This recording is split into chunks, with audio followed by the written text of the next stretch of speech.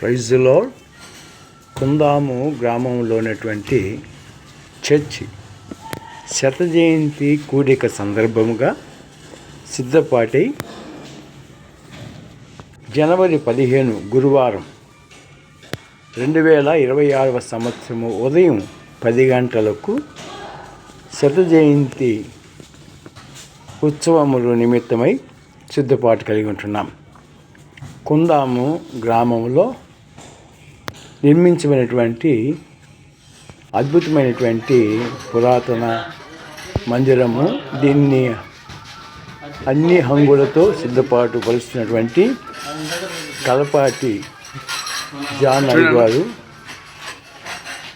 మరి ఆ దగ్గర నుండి తన పర్యవేక్షణలో సాల కానించి రేకులు కానించి స్లాబు ఈరోజు విస్తారముగా మందిరం పరిచయ నిమిత్తము ఉన్నారు. ఈరోజు పెయింటింగ్స్ వర్క్స్ అన్నీ జరుగుతున్నాయి. నేను గోను సునీల్ కుమార్ గూడూరు గోను ప్రభాకర్ రావు గారి కుమారుడిని వెళ్ళి విజిట్ చేయడం జరిగింది. చక్కగా పనులు జరుగుతున్నాయి. తప్పక గోను వారి కుటుంబాలు వారందరూ ఎక్కడున్నా కానీ జనవరి 15వ తేదీ గురువారం 2026 సంవత్సరము ఉదయం 10 గంటలకి మీరు రావాలని కోరుకుంటున్నాం. అలాగే గోను వారి ఆస్తి ఇంటి స్థలము గోను వారి గొంది దీన్ని డొంక అంటారు. గోను వారికి సంబంధించింది. గోను వారి చాలా ఉన్నతంగా కుటుంబాలు ఇక్కడ నివసించడం జరిగింది. కాబట్టి అందరికీ సంబంధించినటువంటి ప్రజెంట్ అందరూ ఈ స్థలాలు ప్రాంతాల్లో అభివృద్ధి చెందిన మరి వారికి కలిగినటువంటి అందరము ఏకైక ఆస్తి కుందాంలో పలు ప్రాంతాల్లో అభివృద్ధి చెందుతున్నాం. కాబట్టి ఈ స్థలము మరి అన్ని విషయాల్లో బీడు భూమి దున్నబడాలి. ఈ యొక్క స్థలాన్ని పరిశుద్ధాత్మ దేవుడు మనకు ఉంచాడు. అక్కడ ఉన్నటువంటి సహచరులతో కలవడం జరిగింది. అలాగే కలపాటి జాన్ గారు మనకు సహాయం చేస్తున్నారు. కలపాటి వారి కుటుంబాన్ని మరి జీవచిన్నాన్ని కూడా కలవడం జరిగింది. దావీదు చిన్న ఆయన ఇల్లు చంద్రగూడు రావడంతో ఈ ఇల్లు అలా ఉంది. అందరికీ తెలిసింది తిప్ప. కుందాం తిప్ప అంటే చిన్ననాటి స్మృతులు మనకు కనిపిస్తూ ఉంటాయి. మనం ప్రతి ఒక్కరము ఎక్కిన వారమే. అలసిపోయి దిగేటప్పుడు కాళ్ళు దోక్కోపోయి చాలా ఎక్కేటప్పుడు ఈజీగా ఎక్కుతాం, కానీ దిగేటప్పుడు కొద్దిగా చాలా భారంగా ఉంటుంది. ఈ తిప్పైనప్పటికి కూడా మనకు పెద్ద అనుభవం. ఇటు చూస్తే నాయుడుపేట షుగర్ ఫ్యాక్టరీ అవన్నీ కనిపించేటివి. ఇప్పుడు అన్నీ చెట్లు అవన్నీ పెరిగిపోయి ఉన్నాయి.